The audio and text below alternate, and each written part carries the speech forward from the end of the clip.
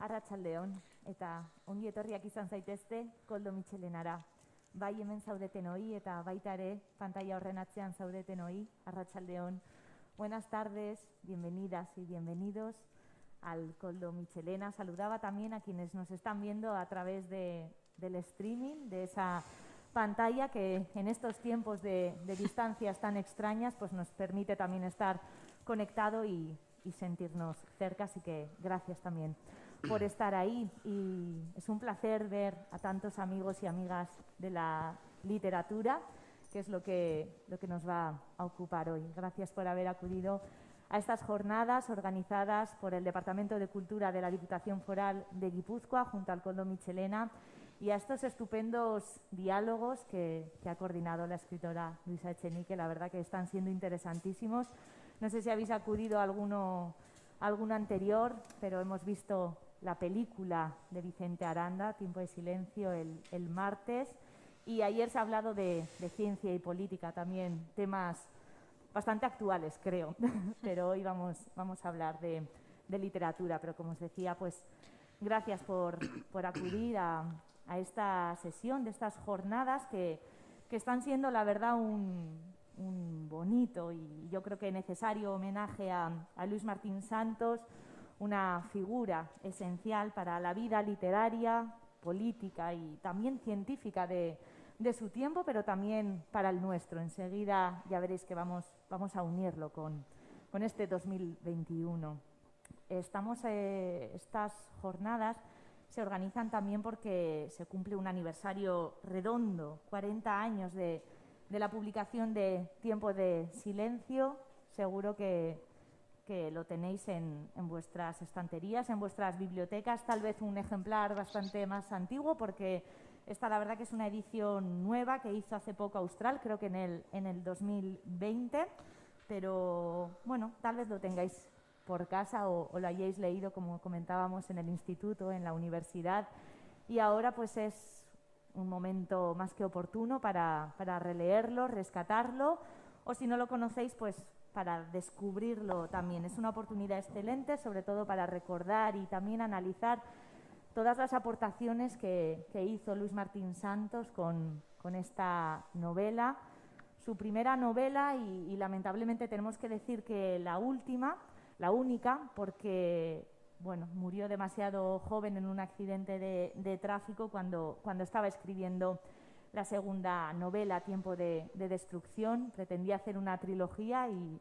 de momento pues solo nos pudimos quedar con Tiempo de Silencio y con esa novela inconclusa que es Tiempo de Destrucción, que también os recomiendo porque sucede en Tolosa y es bien interesante. Lo que os decía, vamos a intentar, por supuesto, romper ese silencio de Tiempo de Silencio, pero también desmenuzarlo y sacarle todo el jugo posible, porque estas jornadas llevan como título, como sabéis, Revolución y Forma, y la verdad es que creo que no hay duda que Luis Martín Santos fue un escritor revolucionario, pero también fue un político revolucionario, al menos una persona comprometida y muy activa luchando contra la dictadura franquista.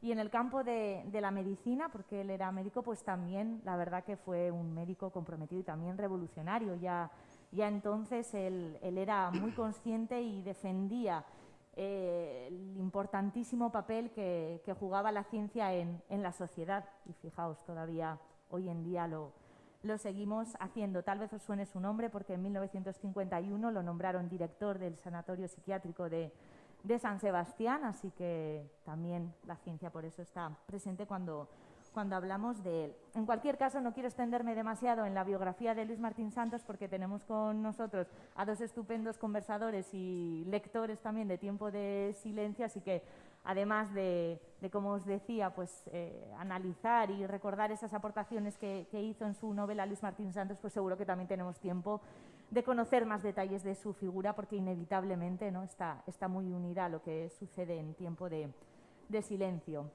Os presento a Alba Carballal, como decimos por aquí, ongi etorri. Alba, gracias por estar con nosotros en el Koldo Mitxelena. Alba es escritora y arquitecta, y si tenéis esa libreta en la que apuntáis recomendaciones de lectura, 3 maneras de inducir un coma, os lo recomiendo, su primera novela y de verdad apetece mucho descubrir las aventuras de Federico, así que si podéis apuntarlo. También ha trabajado como redactora en Arquitectura Viva, como traductora en varios libros y también como guionista en los programas Leitmotiv y Locomundo, que seguro que conocéis también. Es columnista y codirige el podcast, también apuntando en recomendaciones, El Milenarismo. Ahora que paseamos mucho, pues es buena compañía ese podcast. Y creo que ahora entre manos un proyecto estupendo con el que seguro que es un ídolo de la infancia para muchos, al menos para mí, Manolito Gafotas, y también una tesis sobre Madrid. Alba, ¿estamos en ello duro? Haciendo de todo, haciendo lo que puedo, que es a lo que me dedico, a mis labores, como decía Eduardo Mendoza, ¿no? Eso es, que bien, pero sin duda podremos pasear por ese Madrid de Luis Martín Santos de tu mano casi a ciegas, así que gracias por acompañarnos. Y con Justo Navarro yo creo que me iría a Granada de paseo, dejaría Madrid, porque ¿quién mejor cuenta historias que suceden en Granada que Justo Navarro? Y también pues para charlar, por ejemplo, sobre Virginia Woolf, una de las escritoras a las que ha traducido, porque Justo Navarro ha traducido a muchos autores y autoras y como es de mis preferidas, pues la verdad que me encantaría darme un paseíto por allí, aunque me has dicho que está lloviendo, así que no sé si vamos a poder hacer mucho paseo por allí. Justo, gracias por estar con nosotras. Gracias. Y por supuesto también para la libreta de recomendaciones, porque Justo ha publicado libros de poemas, por ejemplo Los nadadores, Un aviador prevé su muerte y Mi vida social, y varias novelas. Yo os recomiendo que descubráis al comisario Polo, sobre todo si os gusta el noir. Y con esa pluma, por supuesto, pues también ha publicado ensayo, así que creo que ninguno de los dos ha tenido mucho tiempo de silencio para regalo de lectores y lectoras, así que vamos a tener mucho que comentar. Como digo, gracias por acompañarnos y vamos ya con tiempo de silencio, si os parece, porque el otro día es verdad que cuando veíamos la película de Vicente Aranda, pero también ayer Lourdes Pérez lo comentaba, no es una lectura sencilla. Creo que quien lo haya leído en la universidad o en el instituto tal vez recuerde esa pelea con la lectura. No sé, para vosotros, ¿en qué momento llegó Tiempo de silencio a vuestras manos? Justo. Bueno, yo lo leí cuando estaba en la facultad estudiando filología románica. Lo leí ya, pues sería a principios de los años 70, fue cuando lo leí. Había aparecido en 1962, yo no lo leí hasta entonces por mi edad. Y fue una novela que sobre todo tengo un amigo que es neurocirujano, que es un apasionado de esa novela, y casi entré en esa novela porque se sabía páginas de memoria. La prosa de Luis Martín Santos es tan musical, tan rítmica, se te mete de una forma tal dentro de la cabeza que este amigo mío, ya digo, todavía se sabe, porque hablé por teléfono hace poco con él y le dije que venía aquí a San Sebastián para hablar de Luis Martín Santos y me recitó casi una página de Tiempo de silencio, todavía lo recordaba. De todas maneras, yo creo que hoy día es una novela, luego hablaremos más de esto, me parece una novela a la que un lector ahora mismo le costaría trabajo meterse. Cuando José María Castellet, que entonces era el lector para Seis Barral, para la editorial que publicó Tiempo de silencio, presentó el informe de lectura recomendando la publicación inmediata de Tiempo de silencio, recalcaba que era muy difícil entrar en el primer capítulo, que se creaba una especie de confusión y de verbosidad que impedía penetrar en la novela directamente. Eso lo apuntaba en factores negativos. En factores positivos decía que era una novela deslumbrante y que había que publicarla enseguida. Desde luego. Alba, para ti, no sé si tú también estás de acuerdo conmigo en la capacidad que tiene tu amigo Justo, porque recordar de memoria una página de la novela Sí, sí, Vaya, tal es cual. como para el récord Guinness, ¿eh? Bueno, yo me sé el polifemo de Góngora de memoria, que tiene 63 octavas reales, y me lo sé. Y juego con los amigos a lo siguiente: di un número, la 42, y yo la digo. Tengo Vaya, pues apuntar para las preguntas del final, tal vez podamos jugar. Yo no, Alba, ¿cuándo cayó Tiempo de Silencio en tus manos y, pues y qué pensaste? yo no me sé de memoria ni mi DNI, ¿eh? O sea, que partamos de este dato. Pues mira, yo recuerdo en casa de mis padres, siempre ha habido muchos libros y estaban por allí al alcance de la mano. Y yo tenía la costumbre cuando era muy niña, y es una cosa que he contrastado con otros colegas escritores y también con buenos lectores, ¿no? Gente que de leerme enteros libros de los que no entendía ni una palabra. O sea, es una cosa que yo hacía porque sospechaba que detrás de esa amalgama de palabras que para mí como que había destellos de sentido y destellos de significado, ¿no? Había algo detrás a lo que yo con 13 años no podía acceder, pero sin embargo reconocía como cierto valor en la forma y en... No sé, era como una intuición, ¿no? Y entonces a mí eso me ha pasado con muchos escritores, con muchos libros, y uno de los que me pasó esto, tendría 13, 14 años, fue Tiempo de Silencio, que me lo leí entero, y comprendía ciertas cosas, otras no, pero a mí aquello como que de alguna manera me voló la cabeza, ¿no? Y dije, joder, aquí hay algo como súper potente. Y ese libro yo me lo leí, allí se quedó, en casa de mis padres, una edición, recuerdo del País. Recuerdo que era del País, de estos libros de tapa dura blancos del País.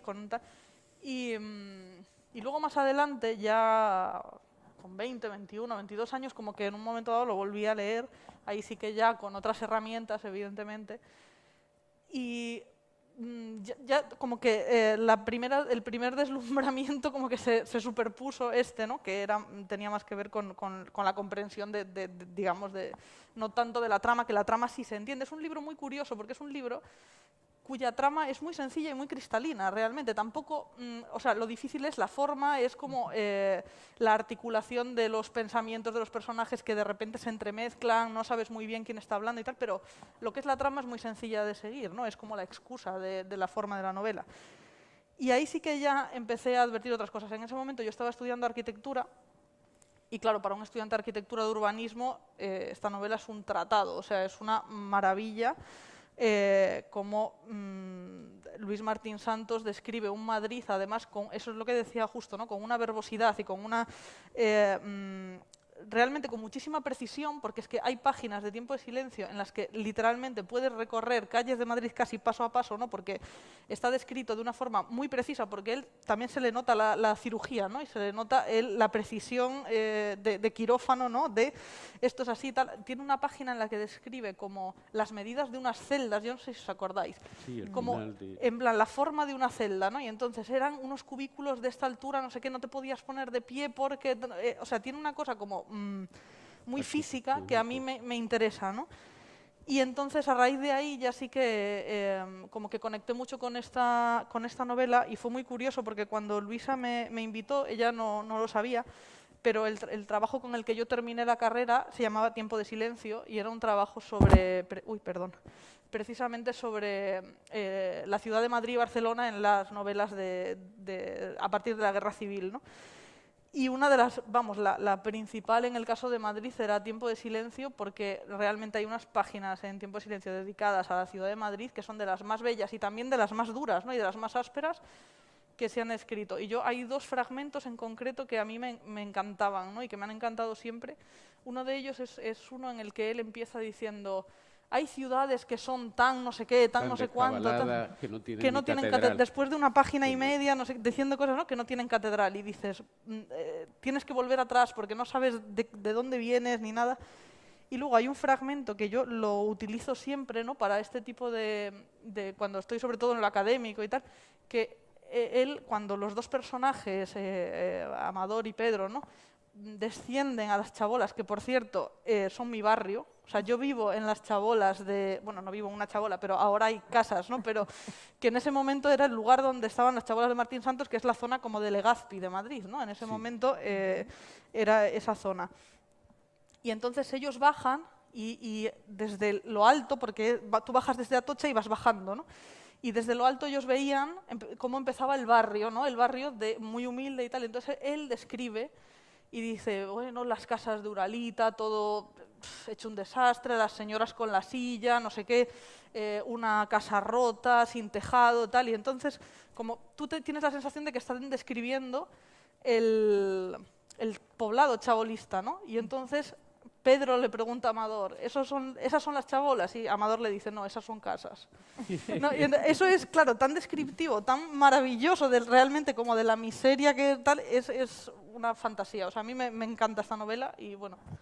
Bueno, pues yo quisiera decir algo que tú dices de la chabola, que es un capítulo extraordinario, porque quiero también recordar un poco, aunque la hayamos leído todo un poco el argumento de la novela, que es un señor que es investigador, deducimos que es médico, eso dicen, aunque en la novela exactamente solo hasta el final se hace una alusión a que se vaya a un pueblo a ejercer su profesión, un investigador que se dedica a hacer experimentos con ratones americanos que llegan de Illinois, que son cancerígenos, porque está obsesionado con estudiar si eso influye el ambiente o es hereditario. En realidad yo creo que está hablando de la condición de la España de su tiempo, si lo malos que somos o lo buenos que somos es hereditario o es producto del ambiente. Y este señor, pues, se le mueren los ratones porque las condiciones en las que trabaja son ínfimas. La España que presenta es una España terrorífica y una España que verdaderamente era para estar o callado, para pegarse un tiro y callarse ya definitivamente. Una España terrorífica, se le mueren los ratones y tiene que ir a una chabola a buscar un señor que ha robado, gracias a un amigo que tiene allí en el laboratorio, ha robado ratones y los está criando en su casa, donde se crían mucho mejor que en el laboratorio, y son las chabolas. Entonces desciende a las chabolas, que es una escena que es un homenaje a Don Quijote. Llega don Pedro, que es el médico, el investigador, acompañado por su escudero Amador, que es el que va a llevarlo a la chabola a que vea a su amigo, a que le venda ratones para seguir los experimentos. Y hay una escena en la que describe efectivamente la chabola, que yo apunté la descripción que hace, que la voy a leer. Ven las chabolas y dicen: oníricas construcciones confeccionadas con maderas de embalaje de naranja y latas de leche condensada, con láminas metálicas provenientes de envases de petróleo de alquitrán, con onduladas uralitas recortadas irregularmente, con alguna que otra teja dispareja, etcétera, etcétera, y va enumerando todos los materiales con los que están fabricadas esas chabolas y celebra el ingenio arquitectónico. Tú que eres arquitecta, dice, porque son gente que con los materiales que tenía disponibles y con absoluta creatividad ha creado una ciudad que será como serán las ciudades cuando estalle la bomba atómica. Después de la bomba atómica, estas serán las ciudades que habrá. No había necesidad de que estallara una bomba atómica, había pasado la guerra civil por España, que era como una especie de bomba atómica. Pero es que leyendo esto, yo me preguntaba, leyendo Tiempo de Silencio estos días otra vez, me preguntaba si esa novela hoy día tendría algún sentido, porque tanto el mundo que describe es tan diferente al mundo de ahora, tanto el lenguaje que emplea es un poco inaccesible para lectores contemporáneos. Por otra parte, es difícil meterse en la novela porque hay estudios hechos sobre una cosa que yo le llamo Holichok. El Holichok es Hollywood. Las películas de Hollywood está estudiado, si antes un plano duraba 2 minutos y medio, ahora dura 37 segundos. La capacidad de concentración que tenemos acostumbrados a los aparatos electrónicos y a leer en las pantallas ha disminuido un montón. No podemos concentrarnos demasiado en la pantalla que tenemos delante. Siempre tenemos una especie de urgencia de cambiar de pantalla. Siempre estamos deseando irnos y, claro, leer una página seguida y meterte en tiempo de silencio, hoy día, para un lector normal, puede ser bastante arduo. Y yo me preguntaba todo eso. Y de pronto llego a estas páginas de las chabolas y me recordó un autor que no sé sí conocen, que se llaman William Gibson, que es autor de una novela que se llama Neuromante en español, y en inglés creo que se llama Neuroromance.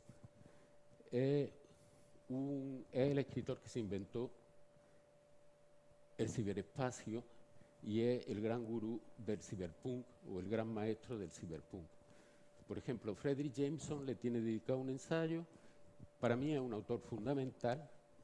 Este hombre, aparte de inventarse la palabra ciberespacio, lo definió con una frase increíble, que el ciberespacio es una alucinación colectiva. O sea, que estamos todos metidos en una alucinación colectiva de la que quizás también forme parte este acto, y ese es William Gibson. Pues bien, William Gibson tiene una novela que se llama Luz Virtual, en la que llega un momento en que van a derribar el puente de San Francisco.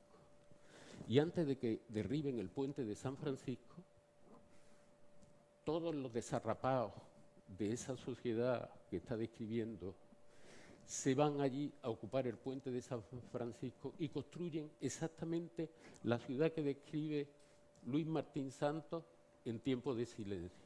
Entonces yo los invito a que busquen la novela Luz Virtual y vean que esos párrafos de imaginación arquitectónica, digámoslo así, de Luis Martín Santos han servido.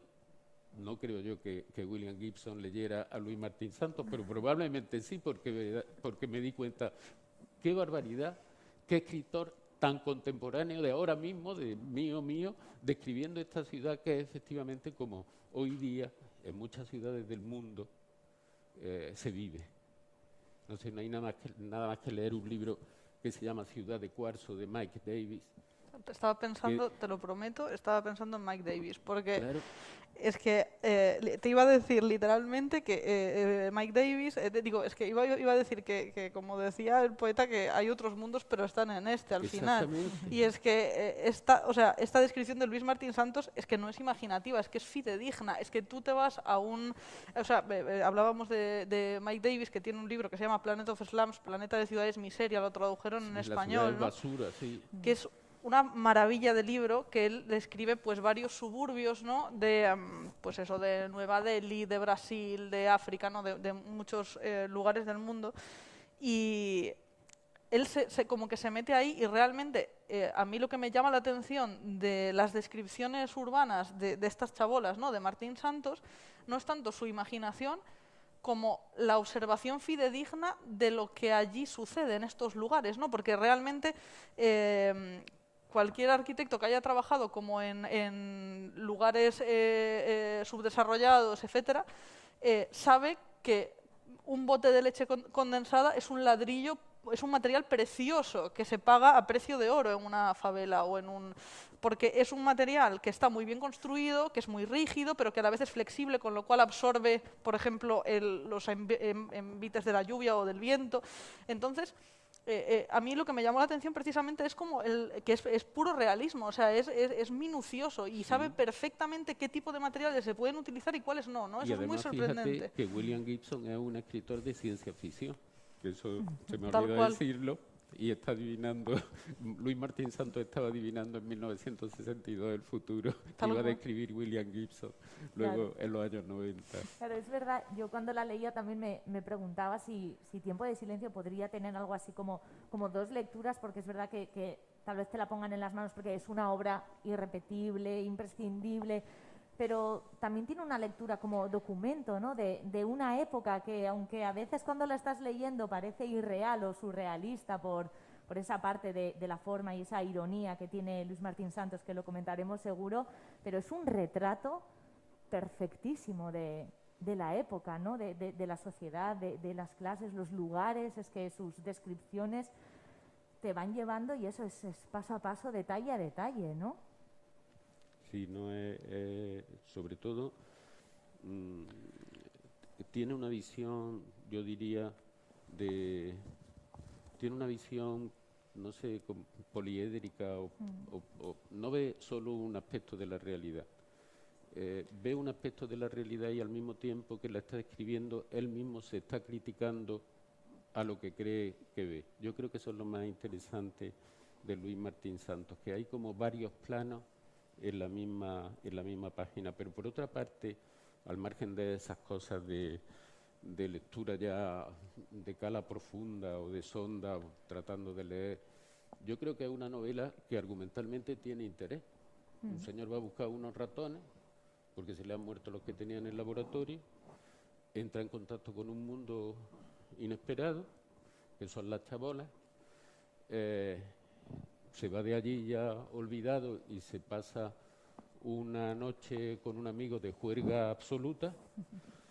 Esa juerga absoluta, porque esto es como las tragedias, en cuanto cometes un mal paso, luego ya al final te hundes, te arruinas y acabas en la fatalidad total.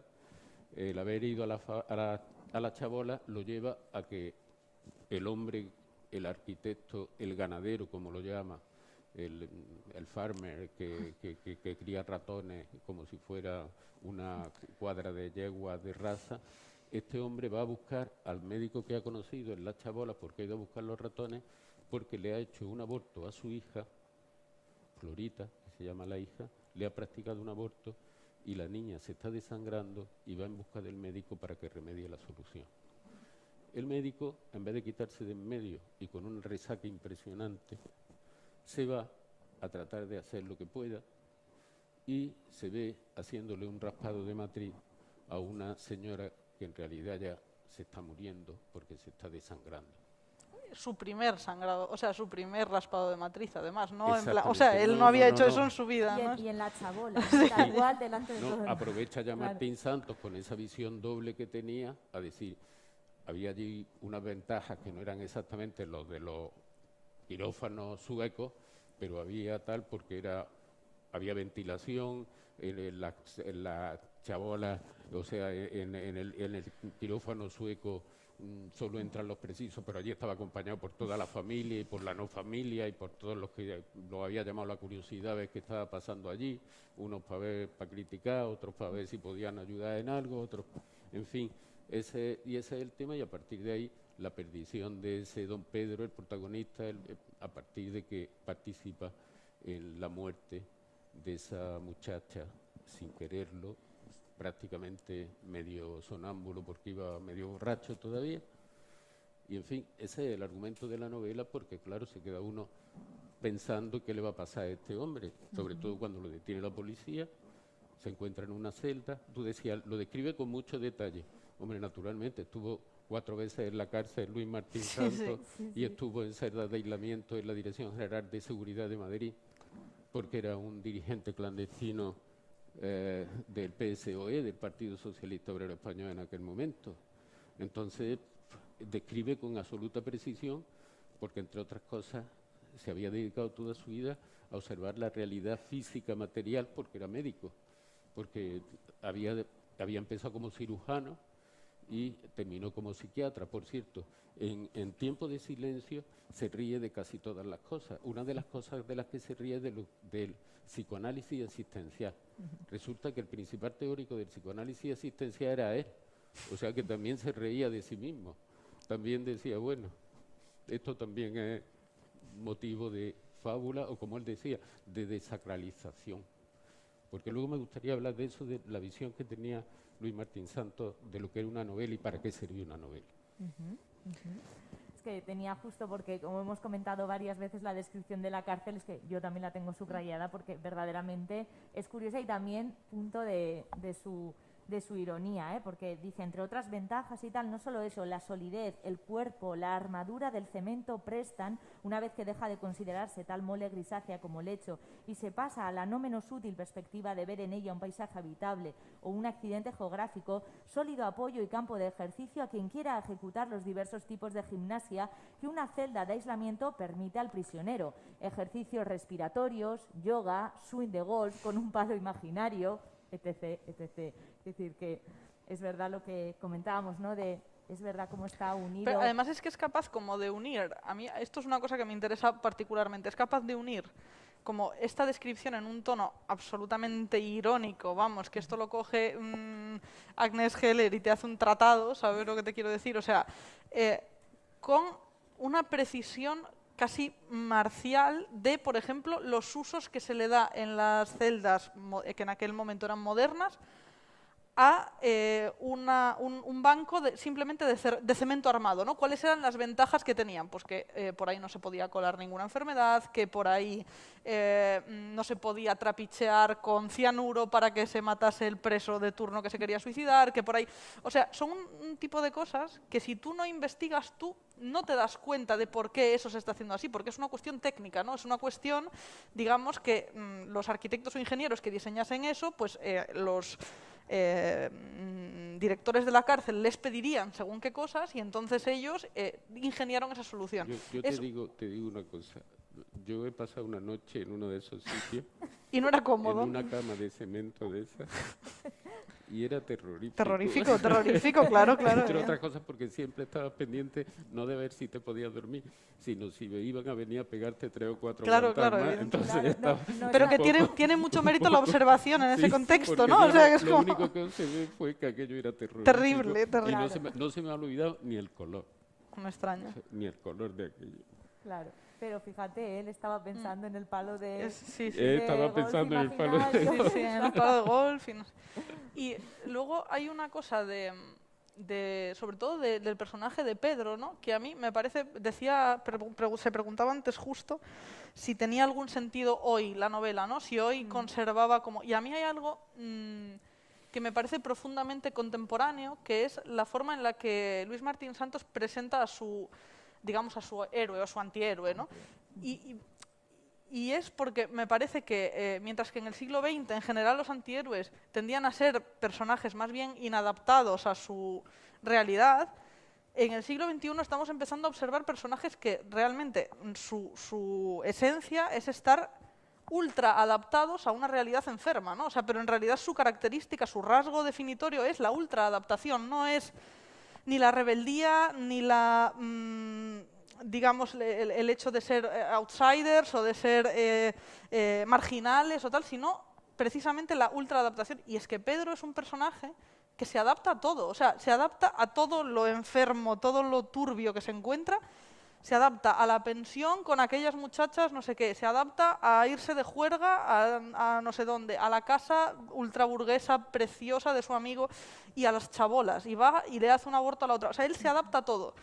Y eso es lo que genera un poco, yo creo, esa especie de lástima que al final produce el personaje, ¿no? Que no es un personaje que nos provoque exactamente empatía. Creo que es algo más moderno, ¿no? Y en ese sentido yo creo que, por ejemplo, en la construcción del personaje de Pedro, Luis Martín Santos sí que fue muy visionario, porque creo que eso es algo que se está haciendo hoy, no se estaba haciendo en el siglo...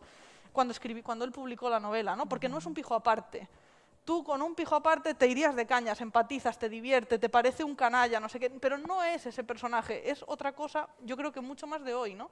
Y en ese sentido creo que tiene como una vigencia muy, muy fuerte.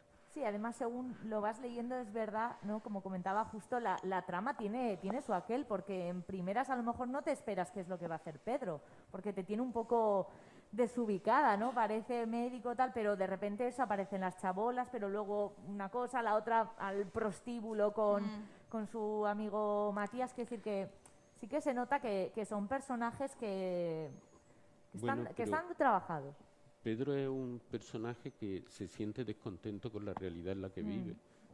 Yo apunté una frase en la que él dice, su propio racionalismo mórbido, lo va pensando él mismo, le va envolviendo en sus espirales sucesivas, que también me parece un poco una alusión al estilo en el que está escrita gran parte de la novela. Y luego dice, está incorporado a una comunidad en la que a pesar de todo forma parte y de la que no podrá deshacerse con facilidad. Quisiera salirse de ese mundo. Queda aparte la construcción de una vida más importante, el proyecto de ir más lejos, la pretensión de no ser idéntico a la chata realidad de la ciudad, del país y de la hora. Él es distinto, él se ve distinto. ¿Por qué hago yo en esta realidad tan inhóspita y tan ajena a mí? Dice, a la chata, dice, él es distinto.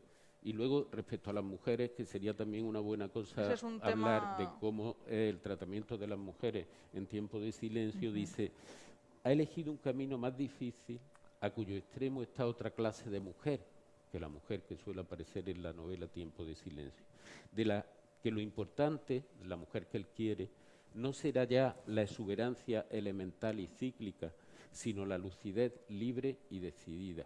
Y luego dice, una mujer con la que pudiera hablar, discutir, yo no sé cuánto. O sea, él no es una persona que esté satisfecha. Precisamente esa multiplicidad de planos, de tiempo de silencio, de distintas voces que parecen discutirse a sí mismas, porque me parece a mí que tiempo de silencio es una especie de monólogo a muchas voces, porque cada personaje, por lo menos el personaje esencial, se multiplica, ve las cosas de una manera y al mismo tiempo las está criticando desde su propio interior. Y yo creo que eso es una cosa que suele pasarnos a todo el mundo. Nos estamos viendo que estamos actuando de determinada manera y estamos pensando, hay que ver qué idiota soy o cómo puedo hacer yo esto, puedo decir yo esto. Siempre estamos, hay varios planos en nosotros mismos que yo creo que eso Luis Martín Santos, quizá por su profesión de psiquiatra existencialista, como diría él, dominaba. Sí, ese cambio de perspectiva, es verdad que lo juega muy bien, ¿verdad? Pero yo creo que precisamente, o sea, la construcción del personaje es un poco, o sea, nace un poco precisamente de esa ironía, ¿no? Porque en el fondo él construye un personaje que sí, que es muy poliédrico en sus pensamientos, pero que luego eso de alguna manera lo paraliza para tomar decisiones en la vida real. O sea, en realidad él va surfeando la ola, o sea, va haciendo un poco lo que va pudiendo y tampoco toma ninguna decisión drástica. O sea, sí, bueno, le plantean aquello de hacer el apaño al aborto y bueno, pues va, pero porque se lo han pedido, pero que en realidad toda esa potencia poliédrica que tiene el personaje en su deriva mental y en sus pensamientos y en su monólogo interior y todo eso, ¿no? Que es interesantísimo, él mismo yo creo que irónicamente lo desmonta a través de los actos del personaje. Y yo creo que eso es precioso, ¿no? Y es súper potente realmente ver y yo creo que supongo que también tendrá que ver con su faceta de psiquiatra, ¿no? Hasta qué punto estos pensamientos recurrentes, ahora que está tan en boga el tema de la salud mental, que además a raíz de la pandemia todos hemos tenido temas en este sentido, ¿no? Realmente cómo estos pensamientos recurrentes, cíclicos, no sé qué, pueden destrozarte y sumirte en la más profunda de las inacciones, ¿no? Y eso a mí me parece como muy irónico, ¿no? Y que él lo plantea en esa clave. Y por ejemplo, hablabas tú del tema de la mujer en Tiempo de Silencio y me parece uno de los temazos, ¿no? Porque es que la novela está escrita en una clave, que hablábamos, como tan irónica, ¿no? Que de repente una descripción que para un compañero no vamos a citar nombres, ¿no? Pero para cualquier otro o muchos de sus compañeros de generación, escritores varones, habría sido una descripción en serio de una prostituta o de una mujer sexualmente apetecible o lo que sea, ¿no? En el caso de Martín Santos, como se contextualiza en algo tan irónico, ¿no? De repente realmente lo que está haciendo es plantear precisamente digamos, una queja acerca de cómo se observa a la mujer en el entorno en el que él se movía, ¿no? Porque, por ejemplo, a mí me parece muy bonito, por ejemplo, cuando él describe esa tertulia en el Café Gijón y cómo él describe a esas mujeres que estaban en el Café Gijón a cachos, ¿no? Como si estuvieran en una carnicería, pero lo hace con toda la intención de decir, es que mira cómo mis compañeros escritores, que se suponen que son la crema de la intelectualidad y que son gente preparada, no sé qué, no sé cuánto, en el fondo son los más machistas y los más desagradables y los más todo con las chicas que están ahí y que, igual que ellos, escriben o hacen lo que sea, ¿no? Entonces eso me parece muy interesante porque no hay tantos ejemplos de esta época, ¿eh? O sea, lo hay en libros escritos por mujeres, pero en libros escritos por hombres no hay tanto, y eso es interesantísimo, me parece súper lúcido. Es verdad que no está tanto en el trasfondo, ¿no? Esos latidos o esos ecos de denuncia y de rebeldía de Luis Martín Santos, ¿no? De quejarse o de poner, utilizando la ironía, ¿no? Que yo creo que es uno de los mejores recursos que tiene la novela para justamente... Bueno, la novela lo que tiene una hispanista que se llama Gemma Roberts le dedicó un libro a la novela existencial en España donde se ocupaba de Martín Santos y decía que una de las características de Martín Santos es la desproporción irrisoria. Por ejemplo, está hablando de las chabolas, ¿no? Pues se pone a hablar de héroes griegos y del Quijote, Sí. se va por las nubes de... Por ejemplo, cuando llega el Muecas, que es el padre de la pobre niña que muere en el aborto, va a buscarlo a la pensión donde vive el protagonista, don Pedro, dice que cogió un taxi. Y entonces al taxista lo llama Automedonte. El Automedonte lo dejó en la puerta. Automedonte era el noble que llevaba el carro de Aquiles en la Ilíada. Entonces un taxista se convierte en este señor, en Automedonte. Están subiendo en un ascensor de una casa lujosísima al piso. Los usuarios del ascensor son aeronautas. Habla así, siempre está empleando un vocabulario que disiente absolutamente de las realidades que está describiendo. Y ese choque entre el vocabulario que está empleando y la realidad que está describiendo es lo que le da el humor y lo que le da... Pero claro, yo no sé, por eso decía al principio, yo no sé si hoy día eso se sigue, porque claro, yo reconozco que cuando he leído esta vez la novela y me encontré con el carrero de Aquiles, con Automedonte, yo no me acordaba quién era Automedonte, pero lo busqué en el diccionario. Pero yo dudo que hoy día haya mucha gente que tenga paciencia para buscarlo en el diccionario, aunque sea con el ordenador. Lo dudo. Entonces, claro, cuando uno se encuentra con esa serie de problemas, más aparte todas las palabras que se inventa Luis Martín Santos, que es había Ramón Buckley, estudiando también la novela española, decía que la novela es un neologismo permanente. Está inventando una manera de nombrar la realidad. Pero tiene un talento enorme para hacer eso, porque Claro, lo entiendes perfectamente. Yo recuerdo una imagen que dice un marco de una foto con una Wagner dentro, y dices, es que te estoy entendiendo perfectamente lo que me quieres decir, ¿sabes? Dices que es perfecto, vamos. Sí, no es tan complicado hablar el idioma de Luis Martín Santos. O sea, sí, es complicado inventárselo, sobre todo. Lo que le gustaba a mi amigo, el neurólogo, era precisamente el vocabulario disparatado de Martín Santos, porque claro, a él le encantaba, era también médico y entonces empleaba una serie de tecnicismos que era un latazo estar hablando con él, porque y eso le encantaba, claro, y eso era lo que hacía que se aprendiera las páginas de memoria. Qué bueno. La verdad que ahora que comentabas el aprenderse las páginas de memoria y por hablar un poco de la intención que podría tener Martín Santos al escribir la novela, me sorprendió en encontrar que decía: cada capítulo lo escribo de una vez, en un único vómito, corrijo poco, solamente palabras sueltas. ¿Qué creéis que querría él? ¿El contarnos una situación de la época, experimentar con las palabras, con la novela, hacer un texto que tuviera su denuncia, por supuesto, porque lo tiene, pero Hombre, ¿con qué creéis que jugaba Luis Martín Santos cuando escribía Tiempo de Silencio? O sea, yo creo que, corrígeme si me equivoco, porque seguramente esto lo sepas tú mejor que yo, pero yo creo que hay algo como de reivindicar la experimentación formal y las distintas formas de hacer literatura también para la novela social, ¿no? Y también para la novela, digamos, de denuncia o de realismo, ¿no? Que en aquel momento parecía que eran dos realidades completamente separadas. O sea, por un lado estaban como las novelas de corte realista que podían tener, pues eso, barogianas, que podían tener como una denuncia social dentro y tal, y luego por otro lado estaban los estetas, ¿no? Por otro lado estaban aquellos que reivindicaban la forma, y de repente Luis Martín Santos dijo,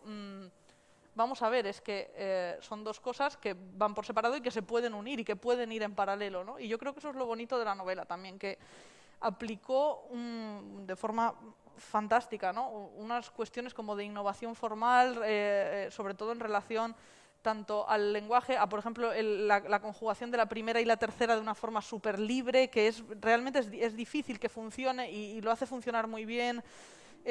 Y un montón de cuestiones más, experimentación con el lenguaje, con las propias palabras, con la sintaxis, que de repente hace unas construcciones que vienen directamente del latín y él las aplica al español, ¿no? O sea, tiene una serie de giros formales muy interesantes que antes no se habían aplicado a una novela de corte social, ¿no? Y yo creo que eso pues tiene mucho interés, la verdad.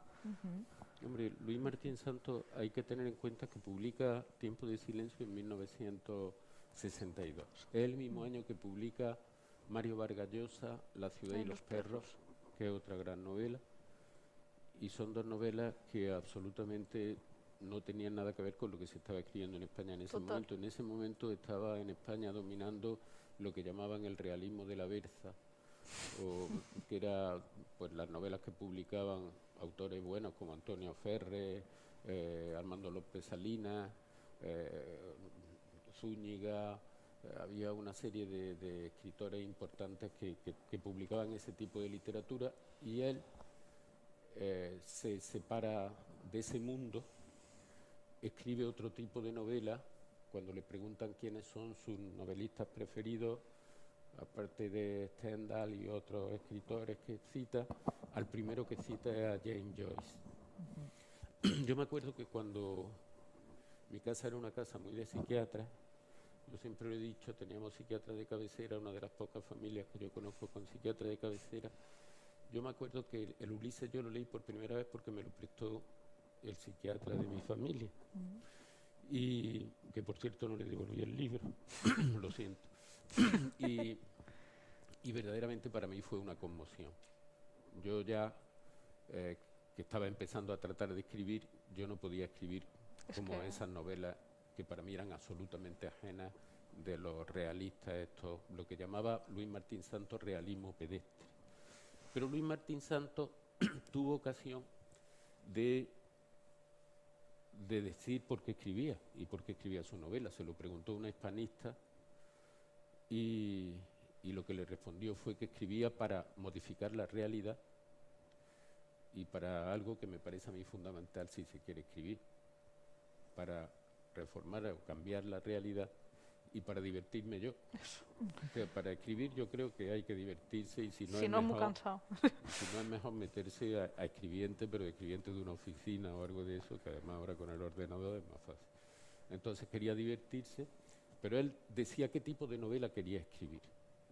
Decía que quería hacer una novela que cumpliera una doble función: desacralizadora, es decir, que rompiera los mitos sagrados vigentes que había en ese momento, y por otra parte empleaba una palabra que era isacrogenética, es decir, que creara también nuevos mitos sagrados que fueran útiles para cambiar la realidad y para cambiarnos a nosotros mismos. Esa era la finalidad con la que escribía Martín Santos.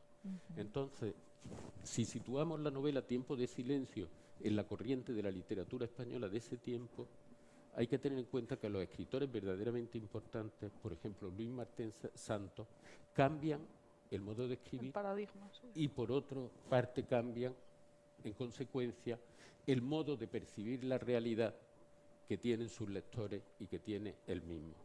Y entonces él escribía en una época en que, en vez de congelar el viejo mundo con un realismo acartonado, con un realismo de cámara fotográfica mala o de cámara fotográfica sin intención del fotógrafo, si eso existe, porque yo todas las fotos que he visto, si las miro uno bien, descubre una intención oculta que el fotógrafo no conocía y descubre un mundo increíble. Pero, en fin, usando esta imagen, un realismo, vamos a llamarlo, como decía, pedestre, es lo que se pone a buscar, un realismo que precisamente por esa superposición de capas de percepciones que va metiendo en un mismo párrafo, pues se convierte en un análisis en profundidad de la sociedad o del mundo que está describiendo, que por otra parte, como lo destruye a través de un uso de un lenguaje inapropiado para ese mundo, porque si describo las chabolas me pongo a hablar como si estuviera hablando medio en latín, pero si me voy a la casa a una casa de lujo, lo que me pongo a hablar es de otra manera que ridiculiza totalmente a la casa de lujo. Y respecto al mundo de las prostitutas hay un chiste muy bueno, en Tiempo de Silencio, bueno, se puede tomar como un chiste, que es que Matías, que según se dice era un trasunto de su amigo íntimo de entonces, Juan Benet, era una amistad difícil como todas las que tienen los jóvenes, hecha de celos, de envidia, por lo que uno conseguía el otro todavía no, en fin, de esas cosas. Matías se va a un prostíbulo la noche esa desastrosa donde va a arruinar su vida este muchacho, se van a un prostíbulo y este Matías se encapricha de la única prostituta que ha quedado libre esa noche, que es una anciana, una pobre señora mayor. Y entonces, cuando se le separa un poco la prostituta esta, no sé qué, le dice, Electra, porque está hablando como si fuera una tragedia de Eurípides. Electra, ven a mí, no te alejes de mí, ven. Y dice la prostituta, perdona, pero hasta las 6 no viene, porque Electra era la compañía de la luz que había en Madrid entonces, que cortaban la luz, no sé si a las 2 de la mañana o algo de eso, y no la volvían a dar hasta las 6 porque había restricciones de energía eléctrica. Y es un chiste que nadie lo vería hoy, pero que yo creo que, bueno, Electra, no la llames, que hasta las 6 no viene la luz. Justamente el martes, cuando os contaba que vimos la película de Vicente Aranda, una cosa muy curiosa, justo con ese momento y ese personaje con Matías, parece ser que Vicente Aranda estaba convencidísimo que Matías lo que tenía era complejo de Edipo, y utilizó a la misma actriz, a Charo López, para hacer el personaje de esa prostituta y de su madre, cuando van a casa de su madre, y bueno, esas interpretaciones que tiene. Quería, al hilo de lo que comentabas justo, que yo creo que en la novela en muchos momentos sí que podemos darnos cuenta de que Martín Santos se está divirtiendo escribiendo, y para mí uno de ellos es un diálogo de los pocos que hay, porque hay muy pocos diálogos en la novela, pero es uno muy divertido, que también vuelvo al capítulo de la cárcel, que me estoy dando cuenta que creo que es el que más me gusta, y es este diálogo cuando Dorita, su novia, va a buscarlo. ¿Por quién pregunta? No se puede. ¿Usted qué es de él? No puedo decirle nada. ¿Usted qué es de él? No se apure, señorita, todo acaba siempre arreglándose, se lo digo yo, que las he visto de todos los colores, no puedo pasarle ningún recado. No es grave, todos están incomunicados las 72 horas. Sí, 72 horas, lleva solo 3 horas. ¿Quién se lo ha dicho? No, yo no lo puedo saber, ya le he dicho que no puedo ayudarle, lo siento mucho. Usted no se preocupe, usted váyase tranquila y a dormir. Usted no debe llorar con esos ojos, no se lo tome a pecho. Ya le digo que es imposible, si no fuera imposible. ¿Qué más quisiera yo? No faltaba más, absolutamente imposible. Claro que sí, ¿puede usted volver mañana? ¿Cómo dijo que se llamaba usted? Es que parece de Boris Vian, ¿no? Como un poco absurdo, ¿no? Es para un momento de aire entre Sí, tanto lenguaje y darte cuenta, ¿no?, que Martín Santos se está divirtiendo, está jugando también con lo que puede haber en una novela, ¿no? Que digo que, por cierto, para sobre todo los lectores morbosos o curiosos, ¿no? Han sacado en Galaxia Gutenberg un libro que se llama El amanecer podrido, y que en realidad es una recopilación, ¿no?, de relatos que no se sabe muy bien en muchos casos si son de Juan Benet o son de Luis Martín Santos, porque se supone que están escritos a 2 manos, aunque, bueno, un lector un poquito avezado, algunos los pilla, en plan, este es de este y este es del otro, porque se les ven las costuras, ¿no? Pero había ahí una serie de documentación toda mezclada, también hay cartas que se dedican el uno al otro, y bueno, es muy curioso y no sé, a mí me gustó mucho precisamente porque se dejan ver mucho las costuras de esa amistad, ¿no? Esa tirantez que había entre ellos, y bueno, tiene su gracia. A mí me gustó el libro. Es que ellos se inventaron de broma, en esa noche que iban al Café Gijón, al bar literario que sale en la novela Tiempo de Silencio, se inventaron un movimiento que se llamaba bajo realismo. El bajo realismo. Y entonces ese libro es un poco, yo creo, el fruto de ese movimiento, que era riéndose de los realistas verdaderos de aquella época.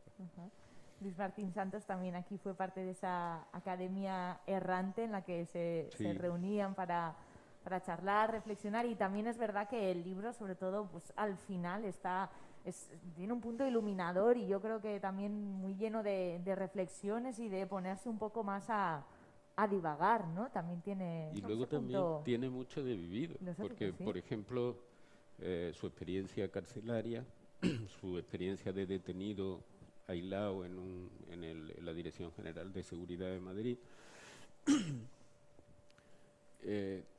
Por ejemplo, el personaje criminal de la novela, en la novela hay un asesinato,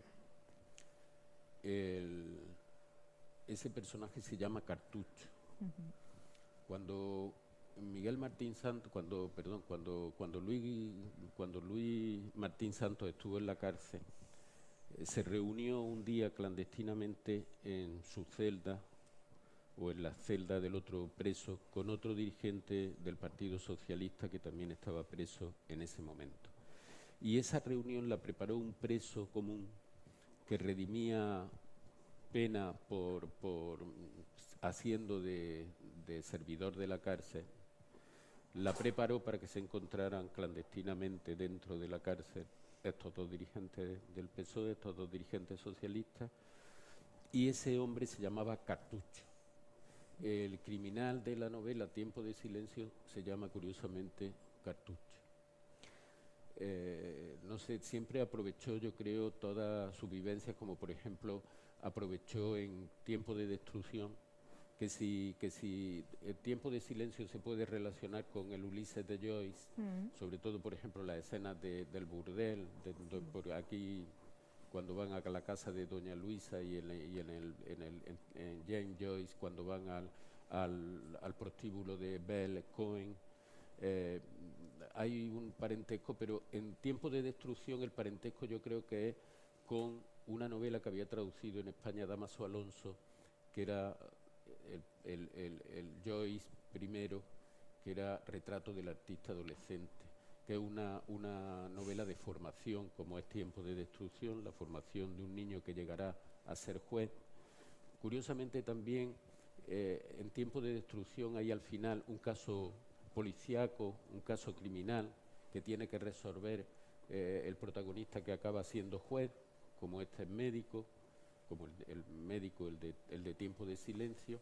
Hay un caso policíaco y eso me recordaba, leyendo estos libros estos días, me recordaba que Louis Martín Santos era muy crítico con el Nouveau Roman, con la nueva novela francesa, la de Robert Grillet y de Nathalie Sarraute y de esos escritores, o un poco menos Claude Simon, o no sé. Criticaba mucho, decía que era una novela preciosista y una novela amanerada y una novela cartonada y que no le gustaba, pero en realidad yo, leyendo Tiempo de Silencio y Tiempo de Destrucción, veo determinadas descripciones que son claramente deudoras de este tipo de novelas, de la nueva novela francesa, y la nueva novela francesa solía recurrir a tramas de novela policíaca para reescribirlas de otra manera. Y yo creo que Louis Martín Santos también en esa época tomaba un caso criminal, como en el fondo es lo que ocurre en Tiempo de Silencio, o como acaba ocurriendo en Tiempo de Destrucción, aunque no sabemos cómo podría haber acabado la versión definitiva de esa novela, porque el pobre se murió antes de terminarla. Hay una cosa que a mí que en esta novela creo que se ve menos, porque casi todo, como tú bien dijiste antes, prácticamente no hay diálogos, y es verdad que los monólogos interiores o las reflexiones están bastante densas y bastante amaneradas, en el sentido de que es son un ejercicio de estilo muchas veces. Sin embargo, en el personaje de Cartucho, yo creo que es donde él demuestra también la habilidad que tenía de oído, ¿no? De puro oído, de puro ser capaz que es algo que yo valoro mucho en un escritor, de captar y transformar una forma de hablar para que sea perfectamente verosímil y creíble, y que funcione un tono, ¿no? Y eso en Cartucho él lo consigue mucho, valga la rima horrible que acabo de hacer, lo consigue muy bien, es algo que le funciona. Yo lo estaba leyendo y digo, es que esto lo podría haber escrito Eduardo Mendicuti, o sea, es algo como muy pegado a la calle, pero que a la vez funciona perfectamente con recursos que tienen que ver como con la repetición rítmica de determinadas palabras, determinadas frases, ¿no? Y creo que en ese sentido funciona muy bien el personaje de Cartucho, y sale poco, vamos, dice 4 o 5 frases. Carlos Castilla del Pino contaba que cuando Louis Martín Santos estuvo en la cárcel, había entonces... se encontró con pocos presos políticos con los que poder hablar, y entonces se hizo amigo fundamentalmente de los delincuentes y aprendió el lenguaje de Lampa, que es el lenguaje que utiliza Cartucho, este personaje brutal, de navaja fácil y este personaje criminal y tan terrible. Pues bien, se aprendió la forma de hablar y dice Castilla del Pino, no sé si será verdad, que cuando iba Luis Martín Santos de la cárcel al juzgado o lo llevaban de la comisaría a la cárcel y tal, iba hablando con los policías siempre en el lenguaje del AMPA. Era con el lenguaje con el que hablaba con los policías, era el lenguaje del AMPA. Hay que tener también en cuenta que Luis Martín Santos era hijo de un general del ejército, era de la alta sociedad donostiarra y que, claro, eso se podían permitir unos lujos que no se podían permitir otros. Por ejemplo, una anécdota que se cuenta es que iba un día con un amigo por la calle y se encontró con Melitón Manzana, el policía, que lo había detenido una vez, o que lo había conocido en la comisaría, y que era amigo de su padre, del padre de Martín Santos.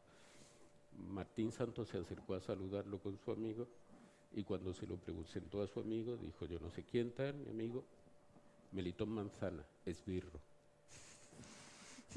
Y su amigo, que es el que lo cuenta, en un libro que recomiendo a quien le interese, Luis Martín Santos, de José Lázaro, que se llama Vida y Muerte, de Luis Martín Santos, el que lo cuenta dice: y el señor ese no dijo nada, se cayó.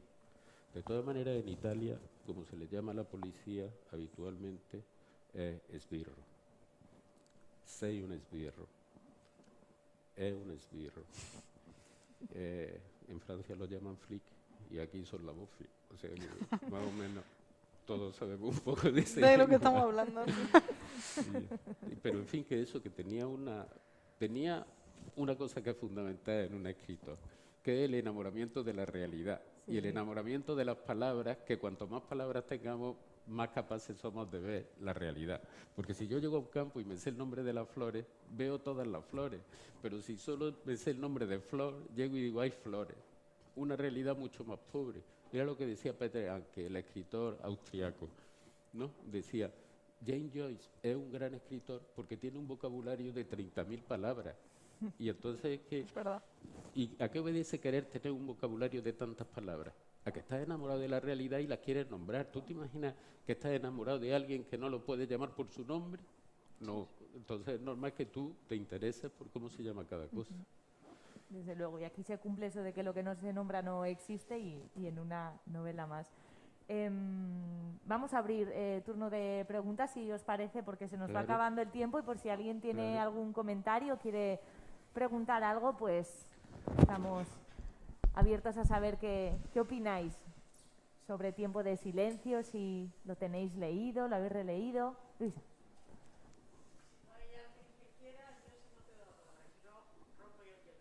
Vale, si no hay atrás para después, hay una palabra, así que rompe. Bai, pues oratzean. Or. Ahí han levantado la mano. Allí al fondo del todo, al lado del cámara, sí. En la última fila.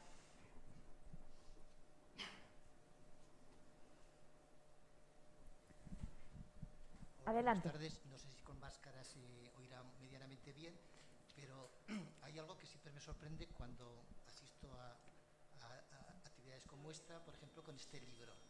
Se habla mucho del argumento, de la historia, de elementos realistas, elementos reales, cuando en realidad Tiempo de Silencio es probablemente, desde el punto de vista argumental, la peor novela del último siglo. ¿Por qué? Porque se podría resumir en seis palabras. Un hombre quiere ser científico pero fracasa. Ese sería el argumento breve. El argumento largo es: un hombre quiere ser científico, se enreda en una historia extraña de aborto y mundo lumpen y tal, y acaba fracasando. En realidad, Tiempo de Silencio, que es una novela magnífica, maravillosa, es, por un lado, absolutamente clásica, pero clásica en el sentido real de la palabra. Parece romana, parece griega, recuerda mucho a Góngora y a Quevedo, y yo creo que bebe muchísimo de Galdós. Por ejemplo, el estilo indirecto libre, el monólogo interior es Galdós. Ya sé que luego vino Joyce y lo desarrolló un poco más, pero a fin de cuentas es Galdós. O la descripción de paisajes es, en cierto modo, es Pío Baroja, porque en realidad Pedro recuerda mucho a ese Andrés Hurtado permanentemente cabreado del árbol de la ciencia, ¿no? Que es también médico y que también busca una mujer ideal, aunque al final se queda con Lulú, que es una mujer completamente distinta a la que él imaginaba. Pero vamos, lo que es fantástico de esta novela es el lenguaje. Es puro lenguaje, lo demás es bazofia, porque en realidad desde el punto de vista histórico, argumental, sí que hay crítica social, no sé qué, pero él es lenguaje, estilo, nada más. Y quizá cuando decían ustedes bastante que un lector de hoy en día no leería esa obra o tendría dificultades, yo creo que esa obra se puede leer como una novela escrita dentro de unos años, porque en realidad, al estar tan llena de códigos culturales, sería como un texto que publicado en internet, tendría hipertexto, es decir, cada palabra, pinchándola, remitiría a la explicación del mito, a la explicación histórica o a la explicación de cómo ese neologismo llegó al castellano. Es decir, me parece una novela modernísima, porque es absolutamente clásica, pero al que se le da demasiada importancia al argumento o a la inspiración, cuando lo fantástico de esa novela es el lenguaje, es pura forma, nada más que forma. Y por eso me sorprende que si esta charla dura, no sé, 60 o 70 minutos, 55 se han dedicado a elementos históricos y a elementos argumentales, cuando en realidad lo único que vale esa novela es el lenguaje. Bueno, yo creo que Tiempo de silencio puede tener tantas interpretaciones como lecturas, y creo que el argumento va unido también a su forma, que es lo que sí que hemos estado comentando, ¿no?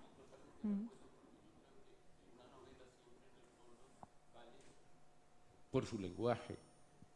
Una novela puede ser buenísima simplemente contando un señor que se levanta, desayuna ese día y se va al trabajo. Nada más que eso puede contar una novela, y puede ser una novela maravillosa y genial que nos enseña un montón de cosas. Y dependerá del lenguaje. Eso era lo que yo creo que también tratábamos de decir aquí cuando resaltábamos la profundidad de los planos lingüísticos, en primer lugar, porque una novela está hecha con palabras, con la que está montada Tiempo de silencio. Pero antes, por ejemplo, Alba hablaba del oído para captar determinados matices lingüísticos. Una cosa que yo aprecio mucho en Tiempo de silencio es que no hay un solo tono predominante. Hay una multiplicidad de tonos. Es una novela, eso como decía, prismática, poliédrica, que tiene un montón de caras, y un montón no solo de caras, sino de planos superpuestos. Y eso es precisamente lo que le da la densidad a esa novela. No tiene ningún interés, evidentemente, la anécdota que cuenta.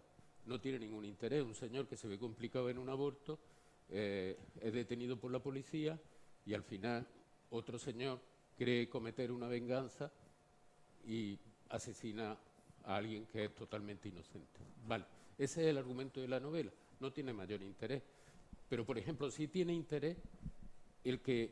Había una cosa que decía Gabriel Ferrater de Dashiell Hammett, el novelista de novelas policíacas, el autor de Cosecha Roja. Decía, es que este hombre, cada personaje que sale, está caracterizado por su forma de hablar. Está el irlandés, está el italiano, está el polaco, está el tío de los barrios nobles de la ciudad. Cada uno se diferencia por su forma de hablar. Y aquí, Matías, el amigo del protagonista, es una forma de hablar. Aparte de las tonterías que diga, con latinajo y con citas de autores clásicos, es fundamentalmente un personaje porque es una forma de hablar. Cartucho es un personaje porque es una forma de hablar. Don Pedro es un personaje porque es también una forma de pensar y de darle vueltas a las cosas, que son las que impregnan la mayor parte o gran parte de la novela. Y efectivamente yo estoy de acuerdo con usted. Eso es lo fundamental de una novela, la riqueza del lenguaje con el que está hecha. El lenguaje es la novela. Pero eso mismo que está diciendo se podría decir de todas las grandes novelas, es decir, cada personaje es un lenguaje, ¿me de cuentas? Y yo creo que Tiempo de silencio es una obra puramente literaria, a pesar de que se inspire en episodios de su propia vida, sus paseos por Madrid, su estancia en la Dirección General de Seguridad, todo eso, pero en el fondo, leyéndolo es Valle Inclán, es decir, Luces de Bohemia está aquí, y el lenguaje o la voluntad de estilo de Luces de Bohemia está aquí. Yo qué sé, ahora que he hablado de voluntad, la voluntad de Azorín incluso acaba la novela La voluntad de Azorín exactamente igual que acaba la Tiempo de silencio. El personaje que se va en tren, en el caso de Azorín, a Levante, y este se va pues a un pueblecito a ejercer de médico. Pero en realidad es lo mismo. Es decir, leyéndolo, es el homenaje a Galdós, el homenaje a Pío Baroja, a Valle Inclán, a Azorín, es decir, pura literatura. Y también a Joyce. A fin de cuentas, en el momento que él escribe su obra, Joyce es el gran, incluso a Proust, a la hora de crear unas oraciones que aparentemente no tienen casi ni principio ni fin, como ocurre en Busca el tiempo perdido, ¿no? Que hay oraciones que ocupan página y media. La descripción de las chabolas, que ocupa 2 páginas y media, quizá un poco más, casi 3, ahí está. Es magnífica porque en realidad ha conseguido construir algo por aluvión, pero un aluvión que suena musicalmente perfectamente bien, porque Luis Martín Santos tiene muy buen oído. Quizá por eso busca una sintaxis latinizante, porque en castellano mejora mucho el lenguaje, tal como hizo Góngora en su época o Quevedo.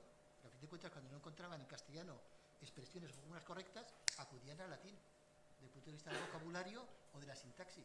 De hecho, el Tiempo de silencio está lleno de hipérbatos, de anacolutos, de ablativos absolutos, es decir, es fantástico por eso. Es como un manual de retórica, pero con humor y sobre todo con inteligencia, con muchísima inteligencia. Yo creo que es lo que habría que destacar de Luis Martín Santos, es decir, y también destacar que a pesar de todo influyó más bien muy poco lo que vino después. Quizá en Juan Goytisolo algo, en Luis Goytisolo también, en Marseille en algunas cuestiones y no mucho más. Bastante más influyó Vargas Llosa, que publicó La ciudad de los perros en el mismo año. Yo creo que casi más la literatura hispanoamericana influyó en nuestra literatura que la literatura de Martín Santos, que queda como un libro singular, es decir, singular significa único, sin continuidad o sin continuadores, o tenía un estilo tan marcado que quien lo iba a continuar iba a ser un mero imitador, que también tenía sus peligros. Gracias. Más aportaciones, comentarios, preguntas. Aquí, delante.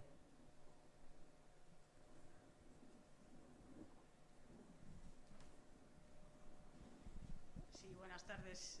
Yo en primer lugar agradeceros esta maravilla, porque la verdad ha sido y está siendo un momento espléndido, ¿no? Quiero hacer una reflexión y después proponeros también una pregunta o una inquietud, ¿no? Efectivamente, es la forma de esta novela lo que resulta deslumbrante, pero a mí sí me parece que el fondo es igualmente importante, o no sería capaz de disociar la brillantez de la forma de la importancia del fondo en la novela, porque toda la técnica de Tiempo de silencio está en torno a ese elemento dialéctico, ¿no? De poner en contraposición una serie de cosas. Hablabais de la voz de los personajes, esos monólogos interiores que no son solamente de cartucho, están también contradiciendo la visión del narrador, es decir, hay un constante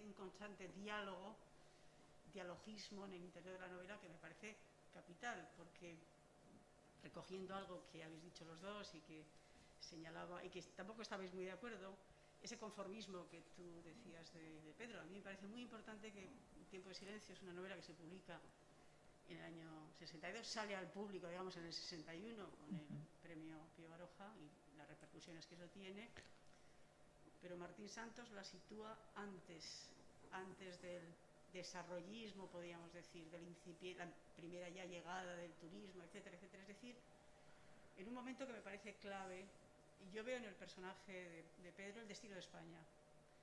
De algún modo se abre la posibilidad de rebeldía, de toda una serie de cosas, o de opciones finalmente conformistas. Ese conformismo, esa España que va aceptando, esa burguesía que se va acomodando, esa España que va aceptando el progreso y el dinero que llega con el turismo, del que luego hablarán Goytisolo, el propio Marseille, etcétera.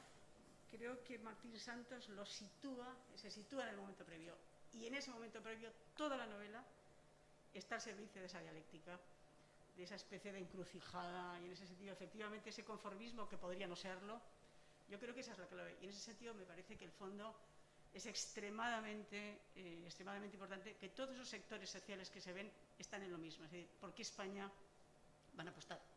Y el final es la comprensión también anticipada de Martín Santos que de algún modo va a haber un acomodarse a las circunstancias que hay, como Pedro se va a acomodar a ese destino de médico rural que le va a tocar, ¿no? Entonces, en ese sentido, yo no disociaría la temática esencial de la novela de la forma de ese realismo dialéctico que plantea Martín Santos.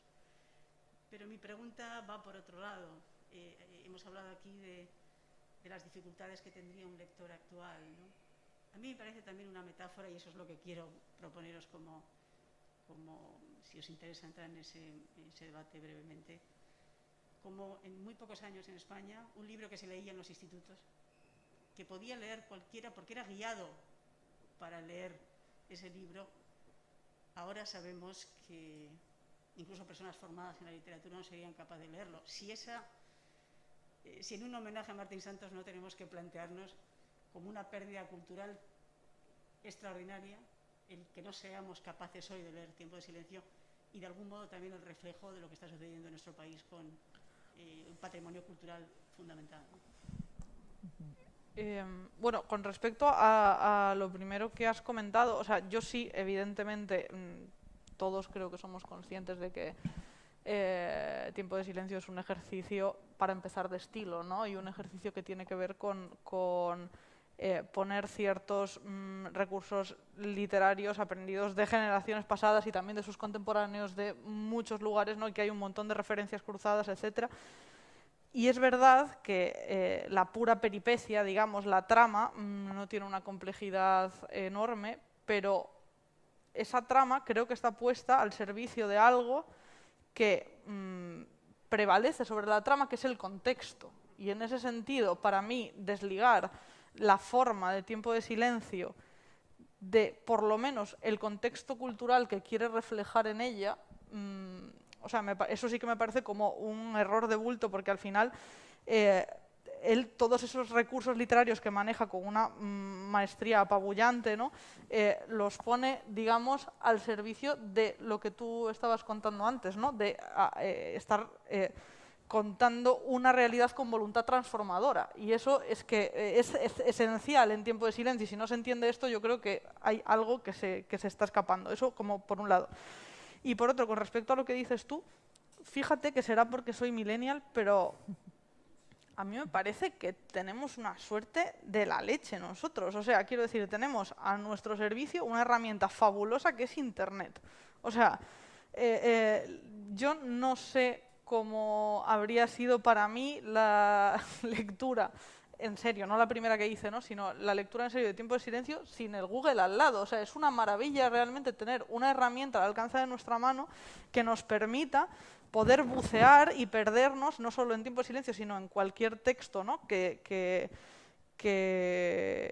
caiga en nuestras manos, y poder hacer una exégesis de la profundidad que queramos, además, porque puede ser muy profunda, o simplemente consultar el término y decir, ah, vale, pues esto es esto, ¿no? Pero que realmente es verdad que, como decía Justo, hay seguramente un problema de concentración que tiene que ver con esta multiplicidad de pantallas, multiplicidad de estímulos, que no sabemos muy bien cómo, en qué centrarnos, a dónde mirar, que seguramente tenga mucho que ver como con las redes sociales y estas cosas, ¿no? Pero en realidad, para hacer minería textual, ¿no? Para hacer digamos, investigaciones completas en torno a un texto que tengamos en las manos, no hay nada como Internet. Yo en mi casa eso, en los años 90, no hace mucho, a finales de los 90, yo eso no lo podía hacer. Yo tenía una enciclopedia de 3 tomos o 4 en mi casa, y si estaba ahí bien, y si no estaba, pues me podía ir a la biblioteca o lo que fuese, pero requería, como por mi parte, una energía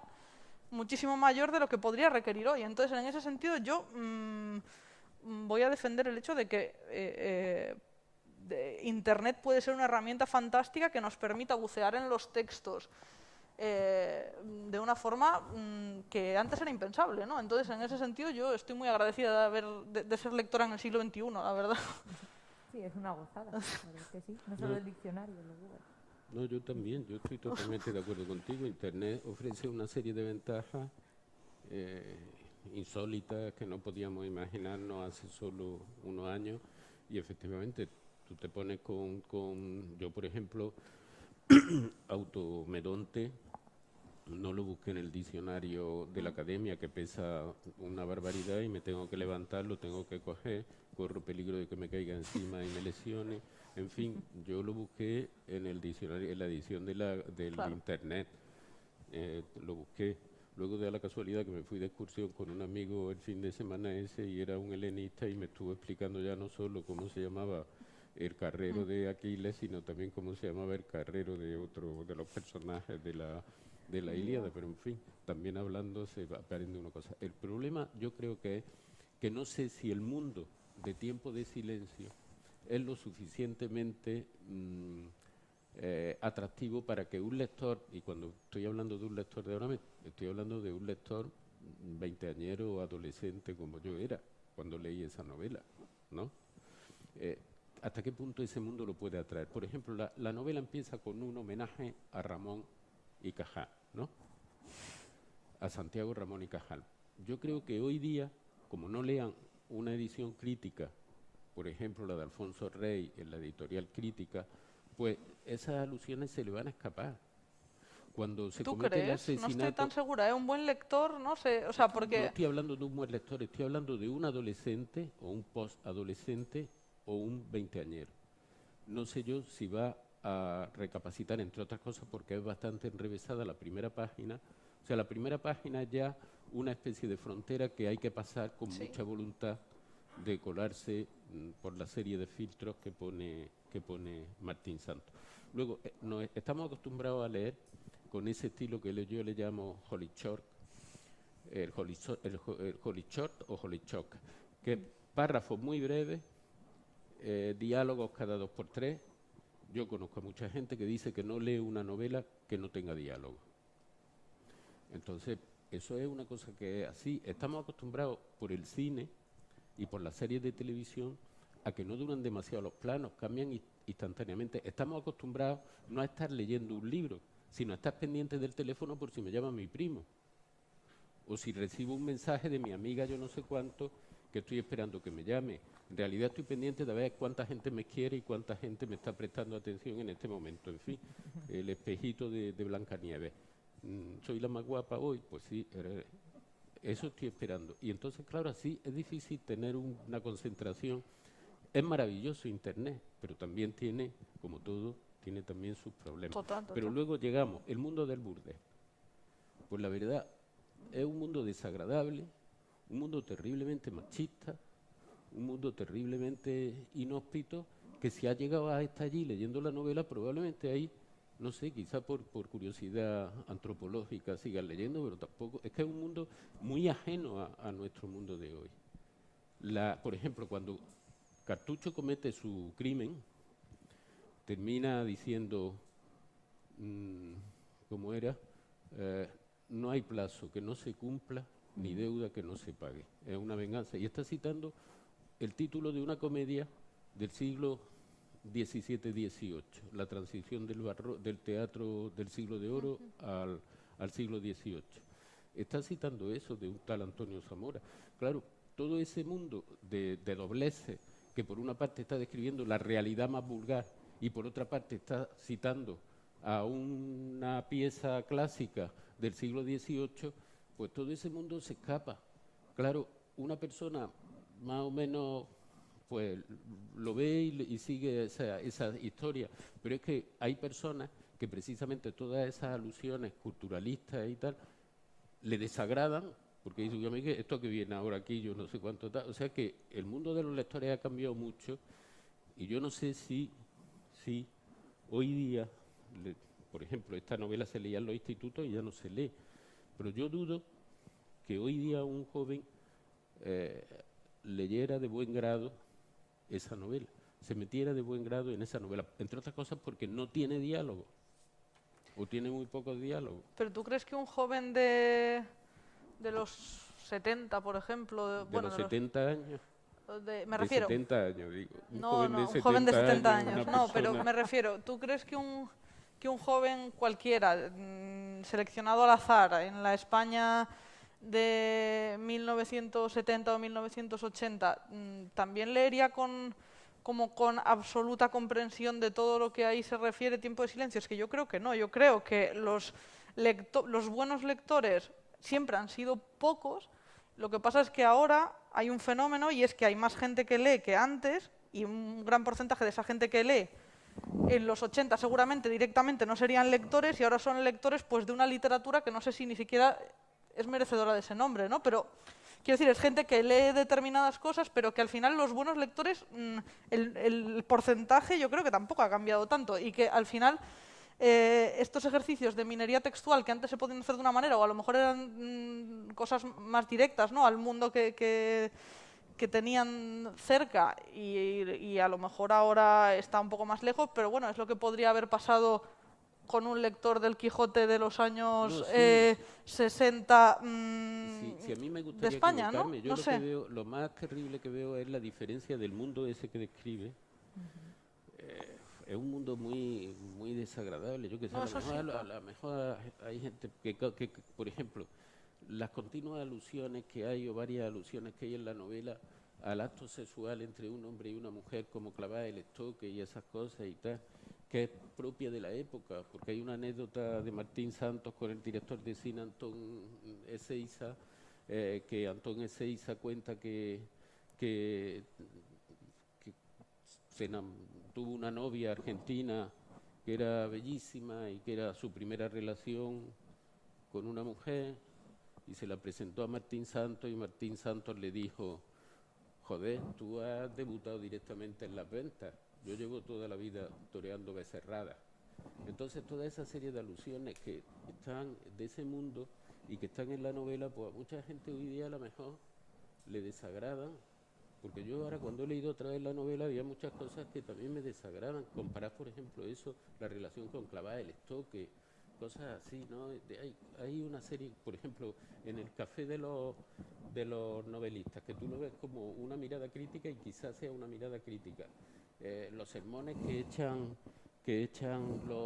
los escritores o los señores que están allí, aprendices de escritores, a las mujeres, y las mujeres simplemente están siempre calificadas por el aspecto físico que tienen, o no sé, pues son cosas que hoy día a lo mejor hay personas que les puede eso y otra que se le caiga la novela de las manos y que digan, pues no, de este mundo no entro.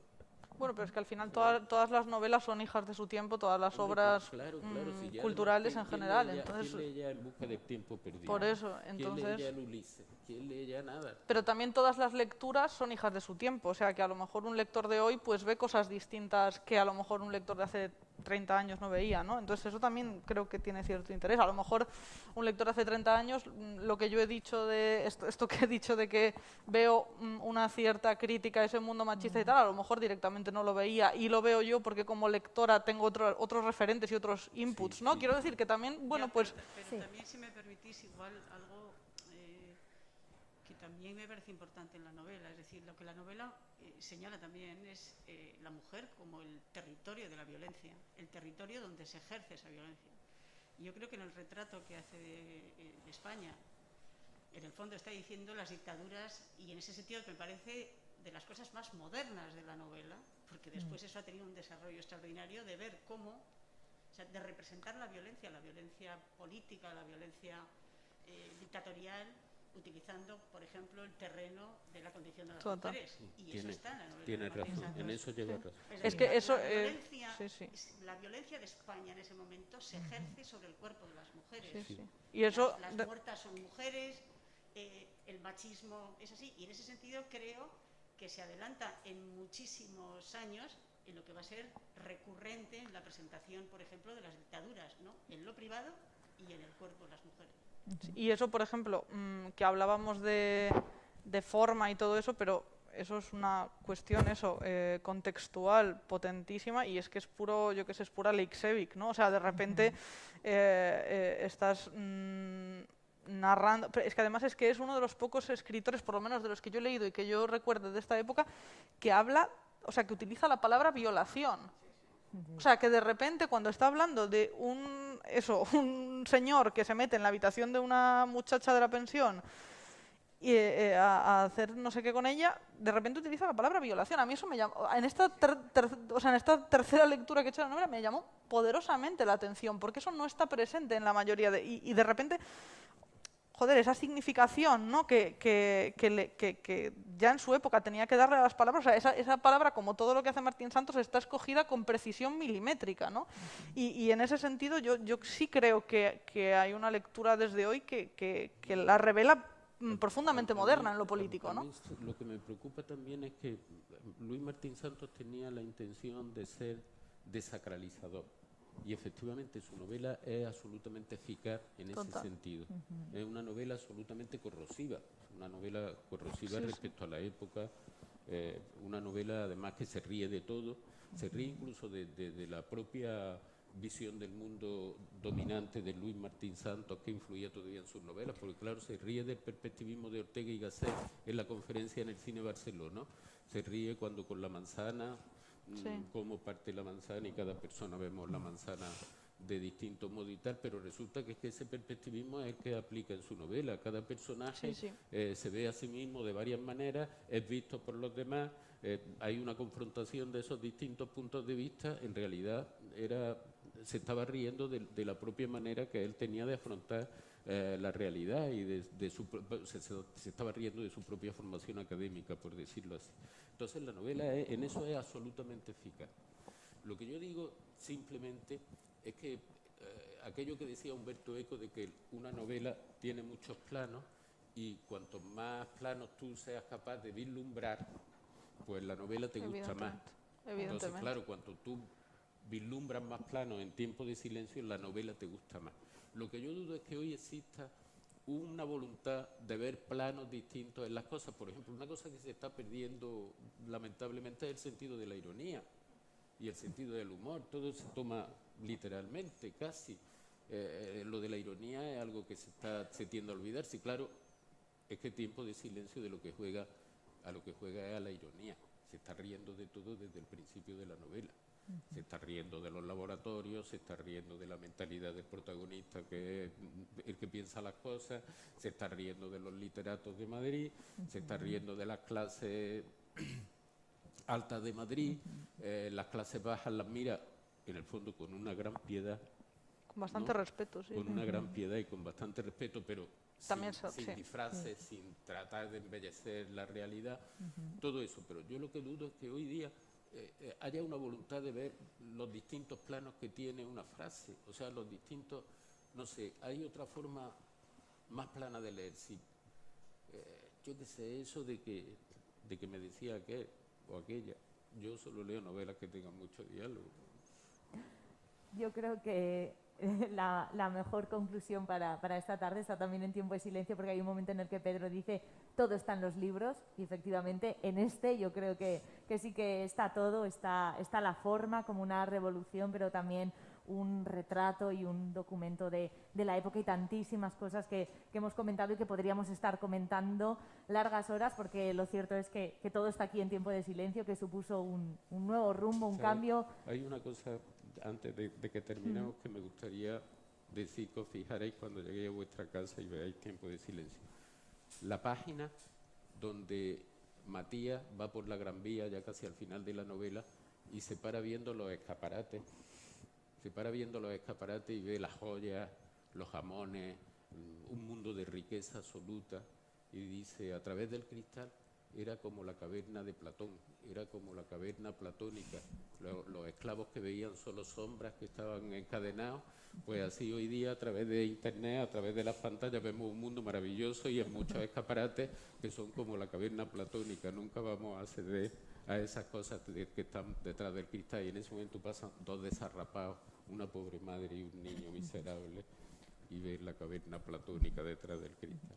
Efectivamente, pues qué mejor que esa invitación a la lectura de Tiempo de Silencio. Así que gracias, Justo Navarro, Alba Carvallal, por esta tarde.